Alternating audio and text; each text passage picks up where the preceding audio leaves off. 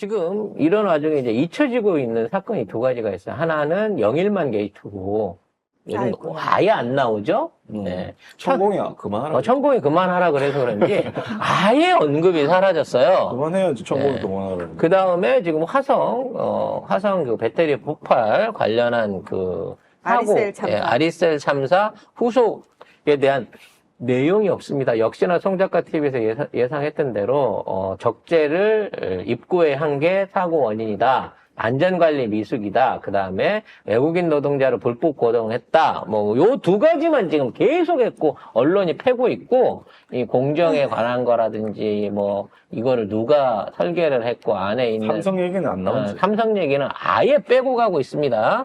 이런 와중에 파견 규제 완화라고 하는, 그러니까, 파견 업체를 통해가지고, 외국인들을 받아서 법적인 책임을 지게 하지 않으려는 이 꼼수를 계속 정부가 고수하고 있다고 합니다. 네, 고용노동부가 파견 규제 완화 방침을 고수하고 있는데요. 이정식 노동부 장관이 국회 환노위 전체 회의에서 파견 제도가 현실적으로 글로벌 스탠더드에 맞게 작동하도록 해야 하고 이게 안 되면 파견과 도급을 명확하게 구별하는 정부 지침이 나가야 하지만 워낙 이해관계가 첨예하게 갈려 개선이 안 된다고 말했습니다. 이건 윤석열 정부 들어 노동부가 주장해온 파견 규제 완화를 고수하겠다는 건데요. 사용자들이 파견법을 지키기가 어려우니까 불법 파견은 어쩔 수 없다 이런 겁니다. 근데 이게 얼마나 글로벌 스탠다드하고 반대편에 있는 이야기냐면은 유럽 같은 경우에는 규제 자체를 이제 어떤 식으로 하냐면은 원청 업체가 뭐 우리 유럽 연합이 그러니까 제시한 규정들을 잘 지키고 있느냐 그것만 보는 게 아니에요. 그 원청이 하청을 주고 그 하청의 재하청이 이루어지더라도 어쨌든 그 원청과 관련된 모든 딸린 그 기업들에서도 규정과 어긋나는 일들이 일어나면 안 된다라고 이야기를 하고 있어요. 그리고 실질적으로. 그게 국제노동기구가, 말하자면, 이런 방식으로 해야 된다라고 얘기하고 있는 스탠다드입니다. 글로벌 스탠다드예요. 네. 그래서 실제로 애플이나 이런 다국적 기업들은 본인들의 하청 기업들을 엄청나게 꼼꼼하고 깐깐하게 관리합니다. 삼성도 그 못지않은 관리를 하면서 인력 인건비라든지 이런 불의의 사고가 생겼을 때 보상 책임 이런 것들은 떠넘겨 버리는 이 상황이기 때문에 사실 이거는 ILO에 들어가야 돼요. 진정이나 고발이 들어가야 됩니다. 그래서 그쪽에서 나와야 돼요. 지난번에 트럭 노조, 그러니까 운수 노조 파업 때는 나왔었거든요.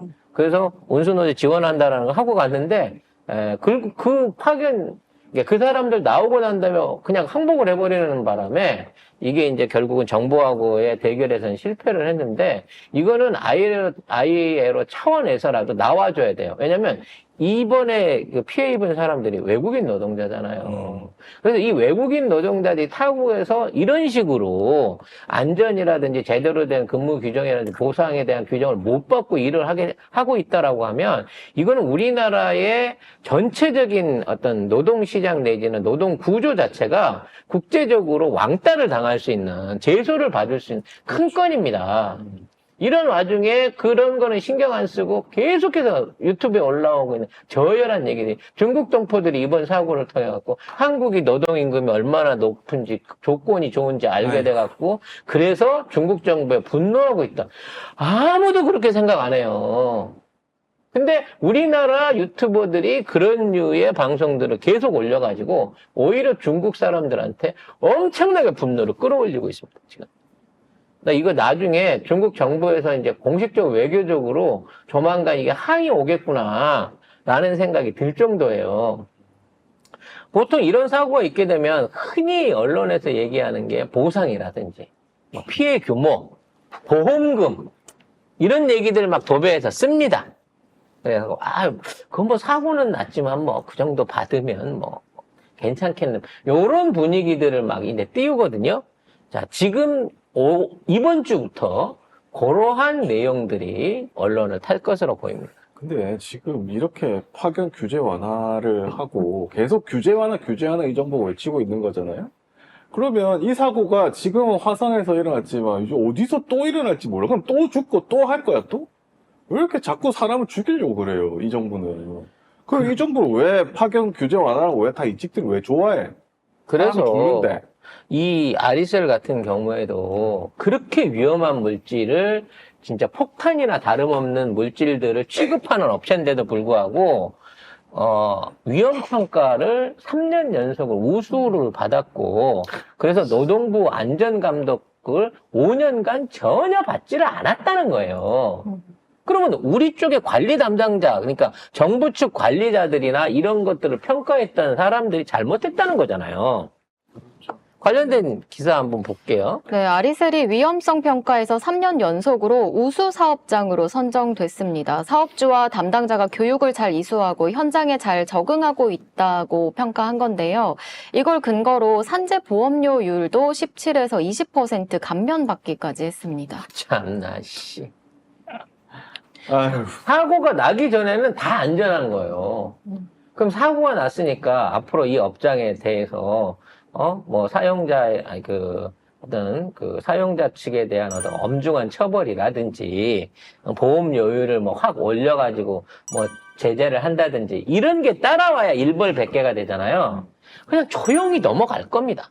그냥 담당자 관련되어 있는 관련자들 중간 관리자나 몇 명 이렇게 구속한다고 해갖고 그냥 벌금형 때리고 그냥 넘어가고 뭐 피해자들에 관한 거는 뭐 산재보상비 플러스 뭐 일부 개별적인 회사의 합의금 내지는 지원 뭐 보상금 이런 걸로 해갖고 합의 봐서 잘 정리했다라는 걸로 해서 사용자에서 형사처벌 자체도 받지 않을 거예요. 그리고 이런 규정을 바꿀 생각도 없다는 겁니다. 이 정부는.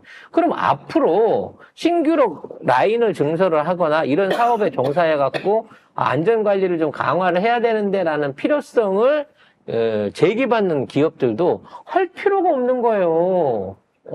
그러니까 파리바게뜨가 계속 사고 나도 안 바뀌는 것처럼 그거를 해갖고 몇백억 돈을 써가지고 하느니 잠정적으로 사고 나면 벌금 맞고 말지 뭐 이렇게 간다는 거지. 그럼 사용자 이득만 증대되는 사이에 거기서 근로하고 노동하는 노동자들의 위험성 그리고 고용 불안은 가면 갈수록 가속화된다는 거지. 거기에 외국인 노동자들까지 무제한으로 끌어들여가지고 결과적으로 인건비 상승을 억누르는 정책까지 하겠다는 거 아니에요.